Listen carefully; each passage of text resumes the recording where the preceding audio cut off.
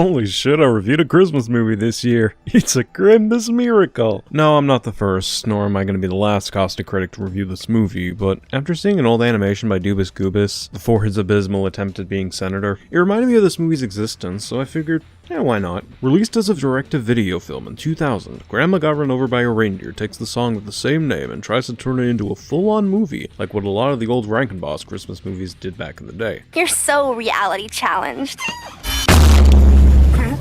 Did it succeed? Probably not, but let's dive in anyways. So Grandma Spankenheimer, yes, that's her fucking last name, gets hit by a reindeer and fucking dies. Rare the original personality because she gets amnesia and Santa takes her to the North Pole to recover while her grandson Jake tries to look for her. Also, Grandma's shop is at risk of being sold by Cousin Mel, who's about to settle as an ornament to the face because she wants to be rich. So it's a race against time to find Grandma before the store is sold, and then it becomes a race to find Grandma again before Santa is found guilty and Christmas is cancelled because yes, Santa is real in this fucking movie universe. But yeah, the story is incredibly generic for a Christmas movie since it's about saving Christmas and the like, but if it works, it works. The movie does a good job at making me give a fuck about the character of Grandma Spankenheimer and her safety by making her incredibly likable as a character. She doesn't take anyone's bullshit, she's kind, and is willing to go above and beyond to spread the joy of Christmas to others. And this is showcased really well early on in the film, so that when she does go missing for most of the movie, it hits a lot harder, personally speaking. That was my future! Shut your bitch ass up! In a similar vein, I like the character of Jake the grandson. He also doesn't take anyone's bullshit, is kind, and goes above and beyond for his family and to save his grandma once he locks the fuck in, as well as saving Christmas when the lawsuit shit happens later in the movie. That woman is a fraud! And while Cousin Mel's about as subtle as an ornament to the face, she's an enjoyable sack of shit I want to see get her comeuppance later, which thankfully does happen near the end. Basically, yeah, she's not a deep villain, but she's a memorable one. At least to me. My plan is going to work.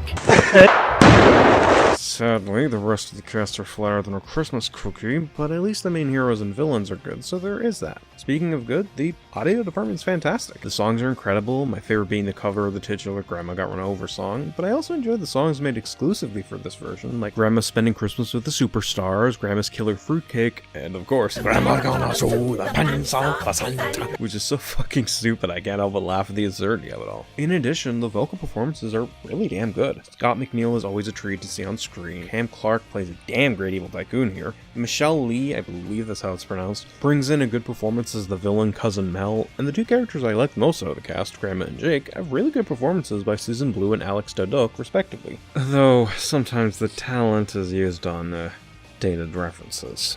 So, if the beard fits, you must convict. Bitch! But, at the same time, it's ultimately a small blemish to me in the grand scheme of things. Less so, however, is the animation, which is probably the weakest element of the film for me. While it's overall fine in terms of fluidity and composition, for the most part, there will be moments in the film which has skipping frames, or sometimes have a PNG of the character being dragged across the screen, or the character will have stilted movement. It doesn't happen all the time, thankfully, but it does happen enough for me to notice it as a problem with the movie. But honestly, that's the only major problem I have with this movie outside of the blemish I mentioned earlier. Yeah, it's incredibly stupid, and it's a bit generic, but honestly, I had a lot of fun with this movie. What? What? What?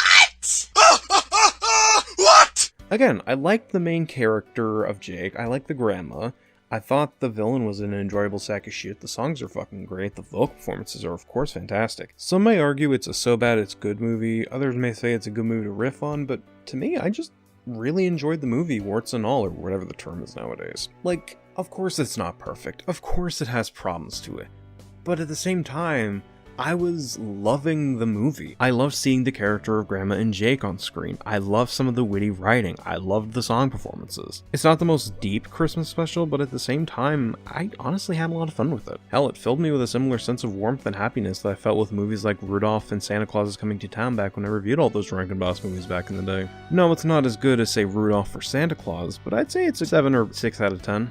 I had a good time with it. So, that concludes this review. I know this is a short review, but a big reason for that is just because, well, it's a short movie. I don't exactly have a whole lot to say about it. But yeah, I'm David Grimm, and have a happy holiday season.